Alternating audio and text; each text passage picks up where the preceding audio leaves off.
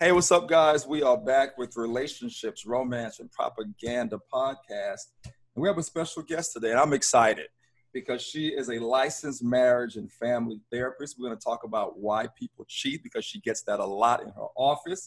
And she is Jennifer Musselman. And Jennifer, thanks for joining us. Thanks for checking in. Happy to have you. My pleasure. And Rachel, how are you doing? I had an eventful birthday weekend. I see. We talked about that. Thank you. We talked about that. Jennifer, last week we talked about that. And she goes, no. And I'm like, yeah, right. And anyway, she ended up having an eventful weekend, and I'm happy. That's really good. Good for her. It's good to be 21 again. Exactly. I did. So, guys, if you're joining us for the first time, we are a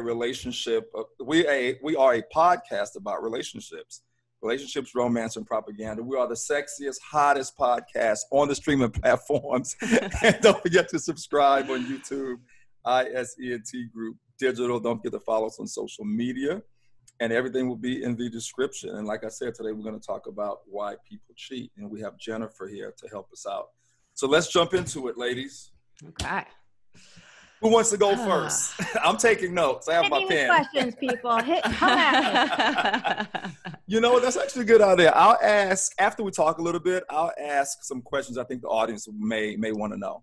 Yeah. I'll see if I can formulate some questions. Yeah. Okay. I guess I'll start off because I have a theory about cheating, and you can correct me and tell me if you think I'm wrong or if I'm correct. But, you know, I've said this before when we've talked about it, is I feel like men and women oftentimes cheat for different reasons. Mm-hmm. So I feel like with men, generally it's more physical because they're not getting sex, where I feel like with women it's more emotional because they're not getting attention from their partners. So I guess what's your professional opinion on that? I think and Jennifer, hold on one second. Men I know cheat whether they're getting it or not. I just wanted to say that. Okay. Go ahead. Yeah, I don't know who you're hanging out with, Imani. But not all of them, just some of them. Okay. You know, I think we're more similar than dissimilar. You know, it's a multitude of reasons. And yes, generally speaking, cisgender men can most likely just have the act of sex and it not be connected as much to how they're feeling in their relationship. Mm-hmm. So I don't want to pretend that doesn't happen, because certainly it happens. And then of course you have your extremes of people who are sex addicts, etc. Mm-hmm. But you know, generally speaking, at a certain stage in a person's life, male, female, you know, non-binary, whatever you may say, eventually they may mature to really want that more meaningful connected partnership. And that doesn't mean that they don't cheat. In fact, it doesn't even mean that they want to be with one person the rest of their lives. I help a lot of clients open up their relationships. They're as a ethically poly relationship. So it just, it's usually, you know, yes, I would say depending upon a person's sort of maturation and their emotional intelligent development, yes, men generally speaking can just sort of have the active sex more and it not really mean anything beyond just wanting that novelty, wanting that something a little different. They wanted variety, right? And that physical active sort of like that dominance, you know, I can have it because, and I want it, and it makes them feel like they, you know, it's theirs. At the same token, yes, I do agree that a lot more women do cheat because they miss that emotional connection. They get lonely. Yeah. They don't feel fulfilled in their relationship. But I have to tell you, especially because I tend to work with, you know, men that are in their late 30s, 40s, 50s, who have sort of done it all, you know, achieved their accomplishments. You know, they're feeling disconnected from their partners, especially during the empty nesters. You know, once they've had children, raised them and had that plan work out, it's sort of like a now what, but they oftentimes have lost their connection to their partner. Interesting. And I just have to acknowledge right now we're sort of speaking heterosexual relationships that there are multiple types of relationships. You know, gay men, women cheat as well. Right. Yeah. Yeah. I've heard, and a lot of times some gay men I've known that I'm friends with told me that it's even worse and more aggressive. And that's what they tell me. I'm like, huh, that kind of makes sense. You know what I mean? Why did like, they say it's worse? I don't know. No, well, when they said it was worse, they were like, yeah, Imani, it's on our side, it's far more aggressive because we're all guys. Right. Mm-hmm. So we just go after it with each other much stronger than, say, a man just going after a woman cheating. That's what they've explained to me. Interesting. And I was like, that's interesting. Well, I think that's just the gay male lifestyle in general, because with men and women, you know, women kind of set the pace, right? It's like they don't want to sleep with you right away if they start dating you. Whereas with two men, it's on. Who both already physical. Yeah. Right. Because men are more physical than women, right? Yeah, so, it's like that primal instinct. Exactly. So I think that's where it comes from. But I wanted you to tell me, for the audience, what does ethically poly mean? What does that mean for people that don't know? Yeah, I mean, for the people who don't know dating, then they're not using dating apps because it's all over the dating apps now. And it's, you know, it just means that they are in a committed relationship where they've agreed to open their relationship. And that can look so many different ways. But it's a very transparent decision between the couple. Right. And they are either, you know, choosing to go into, potential couples and do couples versus couples, sexual and sometimes emotional relationships. It could also mean that both partners can choose to have independent relationships with someone else if that's part of the agreement between the couple. Gotcha. It could be threesomes, you know, where the other partner is or is not part of that. It's sort of all open. It's just completely open. So it's just transparent and open, and everyone saying, hey, this is what we want to do, this is what we're going to do, and we both are okay with doing that. That's right. That's right. And everybody has different rules. You know, it's like, I want to have to met the person first to make me feel comfortable. Right. Gotcha. Not, you know, nothing within the, you know, nothing in the central Los Angeles area because I don't want it to, you know, have to run into that person or, right. So everybody has a different. Their own rules. That's right. That's right. And it's about an agreement. No different than an agreement between, you know, a man and a woman, or a man and a man, or a woman and a woman saying we are going to be exclusive. But if the other person is not honoring the exclusivity or the vows that they committed to, then they start cheating. That's when it becomes a violation to the relationship, and to the other person.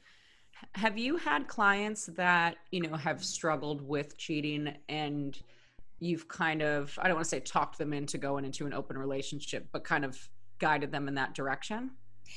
I personally have more had those couples come to me after they tried it and they've failed miserably at it. And so I've tried to help them clean it up and try to shape that. But, you know, sometimes couples go into that thinking that's what they want, but sometimes it becomes a sort of a bridge to ultimately ending things, right? That's not always true. I have couples that are very sort of open with their sexuality and very hold on. Okay. And it works really wonderfully for them, but there's definitely, you know, a certain amount that are, one person wanted it more than the other person. The other one person felt a little bit more, you know, they acquiesced and felt like they should do it in order to save the relationship, even if they convinced themselves that, yeah, maybe I want that too. Yeah.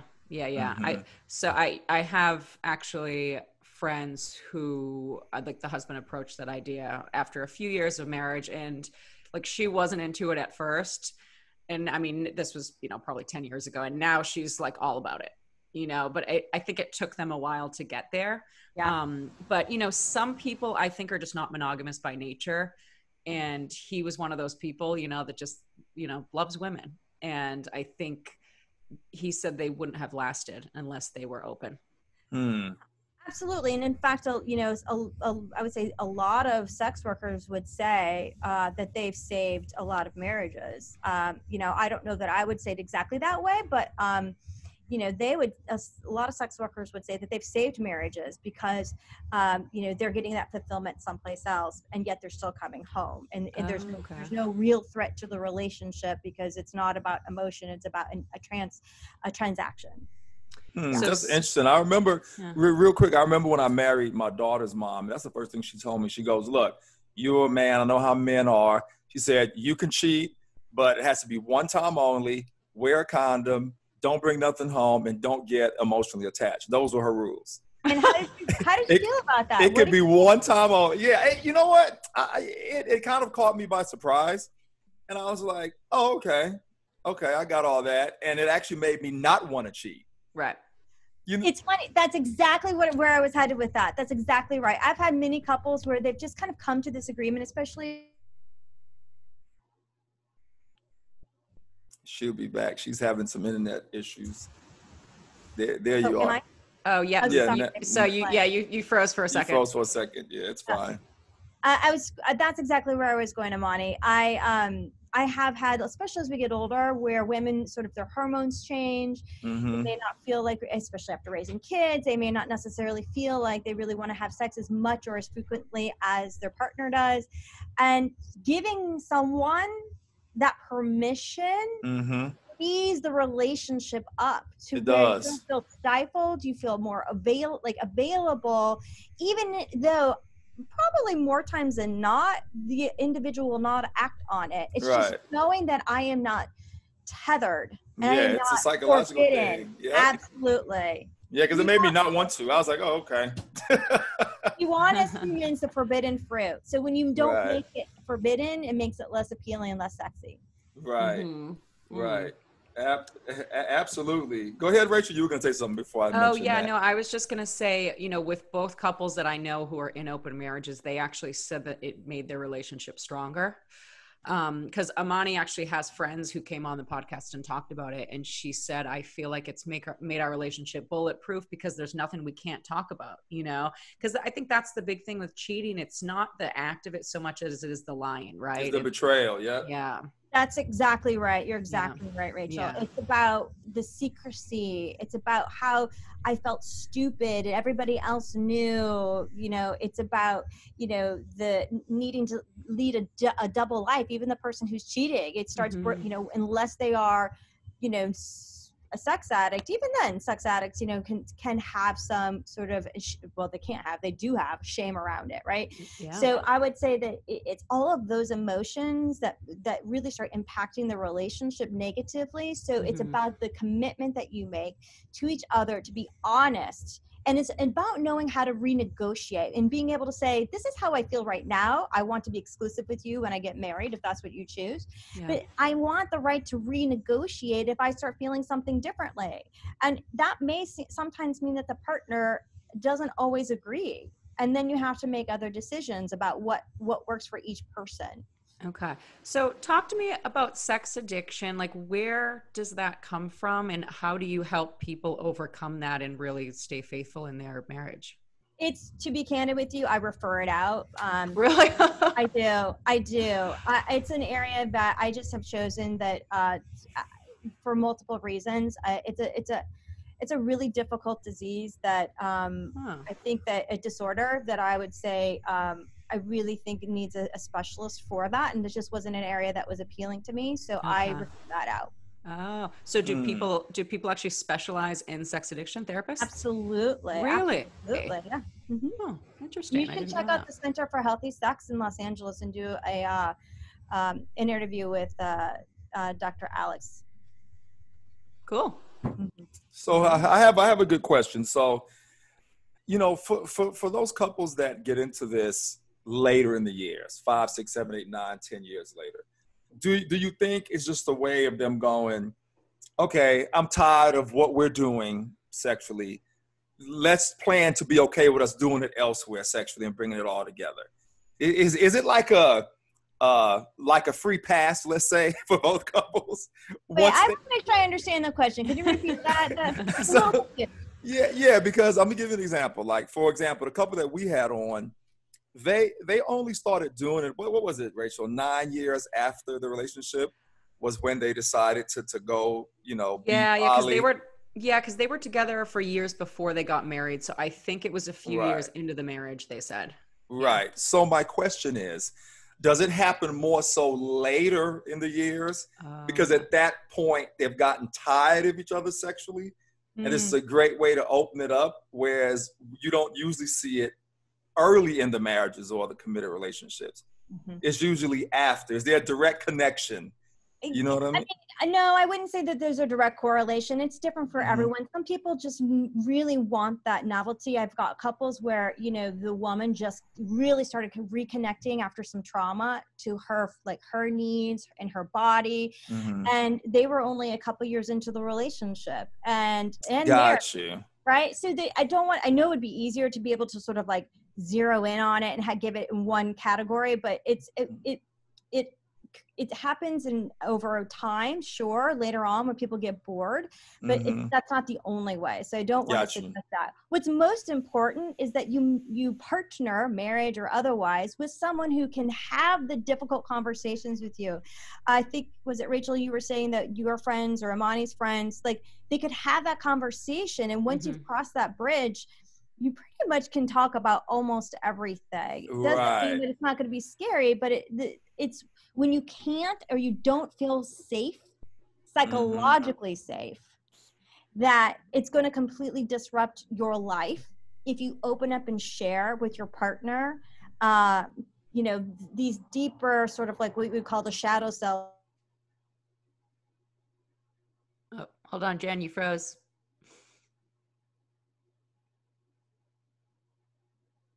Can you hear me? Yep, there you are. Can, yeah. Hi, you guys, I'm sorry. I'm not usually having this problem. It's okay. We can hear you now. Okay. It's when we are able to really honestly share with our partners our truths, the shadow side of us, the things that we are hiding from people, especially when we go to an office and people think we're just this sort of, you know, picture of perfection. The reality is that when we can really share our deep, dark, you know, lusts, our secrets, that's when you can have an authentic conversation with someone. And that's actually what his friend said. That's how they got into it, because he asked her what her sexual fantasies were, like after a few years, and he said her fantasies involved other people. And so that was actually how they had opened it up, you know, because I think communication is, you know, I mean, you can tell me your professional opinion, but I think communication is probably the most important thing in relationships, right? Communication builds trust. Right. It's the trust that's the most important thing in a relationship. Because I've had clients who've made deals with their partners that they would be, you know, go on contract for marriage for a few years at a time. And the partner who sort of proposed that couldn't even honor that deal. Right. Interesting. So if you're with a partner that can't honor even a deal that sort of opens things up to giving them what they need, you're just with the wrong partner. Something's wrong with that. Yeah, that's right. Exactly. I know. So what's your advice, I guess, to couples who are struggling with infidelity but don't want to open it up? How do you really help people get through that and get to a point where, you know, it's good again and the trust is there? It's, you know, to be honest with you, it's not going to necessarily be work out for everyone. It will work out for some, but it has to be, what I can tell you for sure, it has to be a commitment, an authentic commitment by both people to share the same goal, to want to stay together and to put in the hard work. Yes, that means therapy, but that really means I've had couples who've come in after someone cheated and saying, you know, I'm here, but they're not really there. They don't really want to be there anymore. I can't fix that. I can't work harder than the people in that room, right? It really boils down to each person saying, I don't know if I can stay in this forever, but I know damn straight I want to try, and I'm willing to do what it takes. And a lot of times I'm like, well, let's just see if we can do this for the next 6 months and reevaluate. Right. Do you see more often than not that couples that struggle with that, it doesn't end up working out? If I see that there's a partner that has completely outgrown the other partner and they've really tried to put in the work, but they just are in a different phase of life and just really want something different than what they married 20 years ago. And the other partner just doesn't. They're just no longer good partners. That doesn't mean the marriage has failed. It just means I've changed. I mean, I can tell you personally, I'm probably been about 4 different people in the course of the last, 20 years. I've grown, I've changed. I'm an evolved person, right? My needs are very different than what they were 20 years. I assure you. And, I honestly kind of have come to a phase in life thinking like, I don't think it's a bad idea to say a 10-year marriage and just reevaluate after those 10 years, you know? I've never heard of that. I completely agree with that. That's so genius. Is that something people do? It's like, we're going to try this for 10 years and see how it goes? No, but I would advocate for it. I agree. The whole 10-year itch thing, and you know what I mean? I completely agree with it. That's actually genius. It requires you to recommit to another 10 years if you want to, and if not, right? And that's sort of the agreement. And it doesn't mean there aren't going to be hurt feelings. Like, what if someone wants to and the other one doesn't? Right? But, you know, it cements things enough to make people feel safe, right? Because we need to feel safe, right? When we're in an exclusive partnership. And it makes people feel like we can, you know, work toward the same goals. If we want to have kids, if we want to like build wealth, etc., that it doesn't feel like it's a failure if after 10 years, both or one partner says, you know what, I've really enjoyed being with you, but I don't want to be with you in this way anymore. It doesn't mean it doesn't hurt, but it gives you the out. And it's almost like what Imani was saying earlier.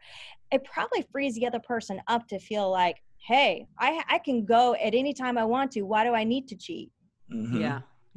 Exactly. So I just visited my aunt and uncle, and they've been married like 25 years, and they have a great relationship, but it's in because she is from another country, and she was a virgin when they got married. Like, they got married like early 20s, and she had some wine and opened up to me one night, and she said, I struggle even still in the bedroom because I have no experience. And he has and this is 25 years into being married. And she was like, I have no experience. He has all this experience. And that was so interesting for me to hear that, like, couples still 25 years later, you know, I guess you can still be the same person, or, you know, they're probably maybe trying to grow together. And I thought that was interesting. And the other thing I thought was interesting too is, and, you know, I'm sure you see this a lot, where couples blame each other instead of looking inwards, right? And, you know, my uncle said to me, 90% of our problems, it's my fault. And I was like, I feel like that's why, and my aunt said the same thing. She goes, I'm not easy to be with either. And I was like, I feel like that's why you guys are successful, because A, they're, you know, they can grow together, and B, they can look inward and instead of pointing the finger at the other person, right? That's so well said. Yeah, Rachel, it is. It's accountability, right? Rather than finger pointing. And it's not enough, I assure you. I certainly have plenty of clients who, you know, cheated and they take responsibility. But at the same token, it's also the other partner needing to hold them accountable, saying, look, that's not cool, right? Yeah, that's cool. And you can, because that's about, so Imani, when you talk about like what your wife gave you a pass, right? Which freed you up, which is great. But it's one of those things where I'd say, tell her before you're going to go do it. Right. Because then you're not being disrespectful and dishonoring. Right. And in that situation, she even told me to don't tell her. She doesn't want to know about it. She even said that. Yeah, my ex wouldn't have wanted to know either. Some people don't want to know. Right. I agree with you. And I hear that. And I think you're right about that. If she's clearly stated that, then that's what she wants. So that would be honoring her needs. Right. Interesting. Yeah. And you know, it's funny. No, just listening to you and Rachel, it made me think. So, I mean, basically, if I was in one of these situations and I liked everything about the person, everything, and the only thing was I wanted a little physical variety, that would actually work. You know what I mean? If I liked everything about the person, I wouldn't, and she liked everything about me, it goes both ways, right? Then something like that would actually work. But Imani, would you prefer to be honest with your partner, or is it okay with you to just not mention it? Yeah, I mean, it's up to her. I'd be okay with mentioning it. But it's up to her. Like, wouldn't it feel funny though? It would feel weird. I'm going out to the grocery store. Yeah. You know? It would feel weird, you know? Yeah. And to be honest, I'm not sure if I would want her to do it if we had to do that. That haven't sat well with me yet. And Rachel knows this about me. Yeah. He's not into the open thing. I'm not into the open thing at all. No. You know what I mean? It's not for everybody. It's not. It's not for everybody. And it's really, I always go to, what's the motivation? What's your motivation? And the same is true for cheating. You know, is it just like access? Because the more power we get, you know, the more rich we get, the more access we get. And also with technology, the access is insane. So it's just Right. making more available, right? Right. So, and it, a lot of times it's just to feed this sort of validation for a lot of times for men, right? And so to feed their validation, especially after, you know, they've been with the same partner for their entire lives. Or if you're traveling, you know, a lot for your work, you get lonely. I can't tell you how many people I've worked with, in particular men, who literally just get lonely. Yeah. They want a babysitter home, and they'll use the comfort of a woman on the road to connect. Yeah. Right. Exactly. I think that's just why to let you guys know, we have like 7.5 minutes. Yeah, I left. saw that. You I saw forgot. it? Yeah. Well, I forgot if we have 3 people. 3 or in, more, they do cap 40 it at, minutes. Yeah. I think 30. They cap it at 30. It's 40. That big thing just came with my screen. It's 40 minutes. Oh, that's right. Because we started recording before. I mean, we started talking before we were recording. Yeah. And it's always just me and Rachel, so they let you go for as long as you want. But anyway. No worries. Yeah, I forgot about that. Let's keep going though. We have 7 minutes. Yeah. And so this is good. So when I've experienced cheating, and I've had friends that kind of have been in the same realm too, it has been with like somebody the person has an emotional attachment to, generally an ex. So like that's when I've experienced it. And I don't know if you've seen that at all, but you know, I always tell people like, don't date someone who's fresh out of a relationship, because there's still usually that tie, I think, to the ex, like they haven't emotionally detached yet. Or I've even known couples who still have that emotional attachment to each other, like even if they're with other partners years later. Have you experienced that at all? Oh, for sure. And really? I will tell you, those are, especially when it's sort of, you know, that relationship from that you just sort of like the one that got away and then they reappear.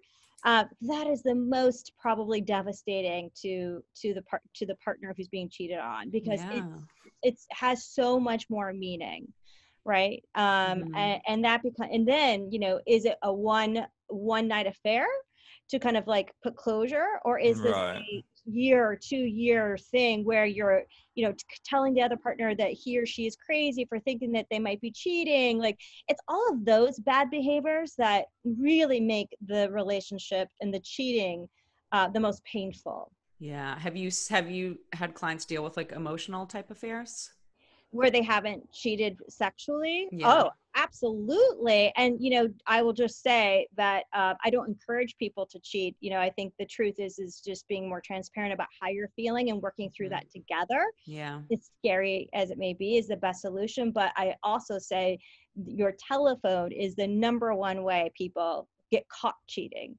That's how I caught my ex cheating. Looking at her phone. Message popped up on her phone. Yep. That's how I caught my ex. Yep. I don't encourage it, but if you're gonna do it, don't do it with your phone. Yeah, it's the craziest thing. And it's funny, her friend had just said, "Oh boy, last night, something about last night and this guy."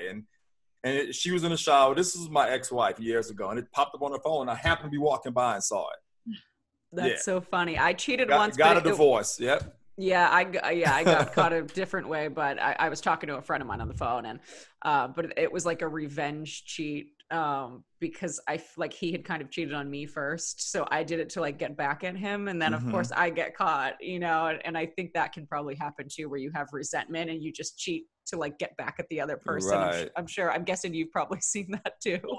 Oh, for sure, of course. Yeah.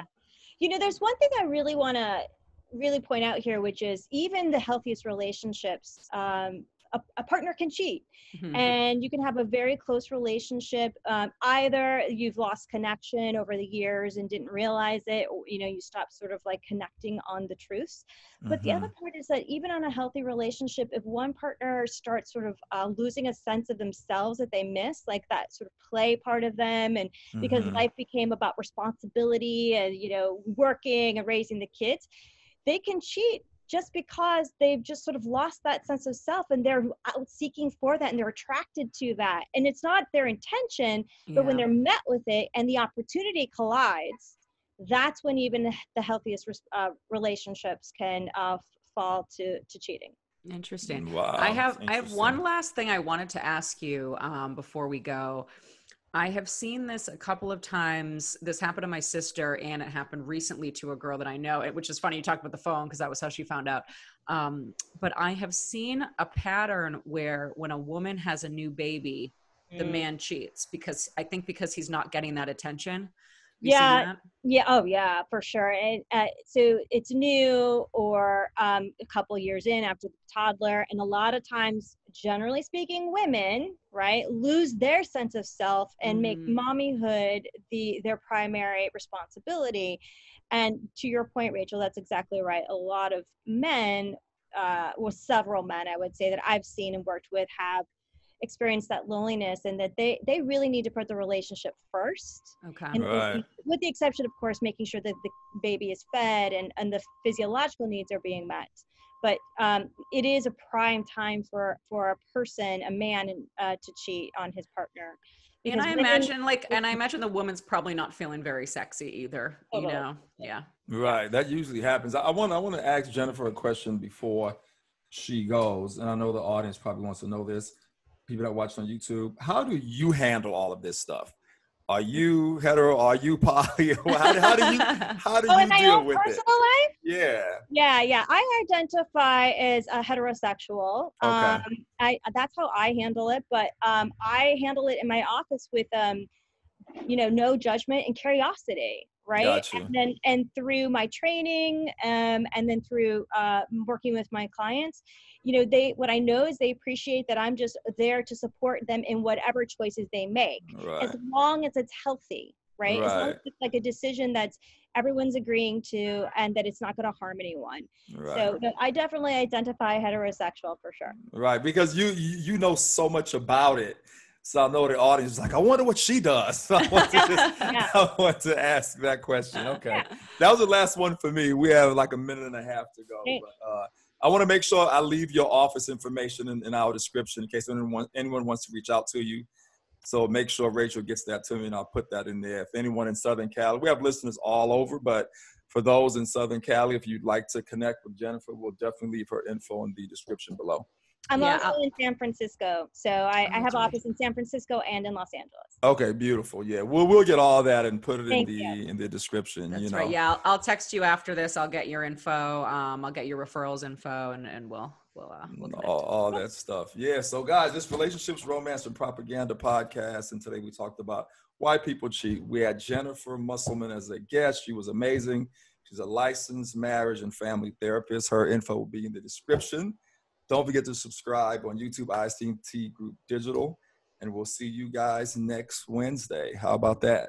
All right. Thanks so much for coming on. Thank you so much for checking in, Jennifer. And you too, Rach. I'll talk to you soon. All right. Bye, guys. All right, ladies. Bye.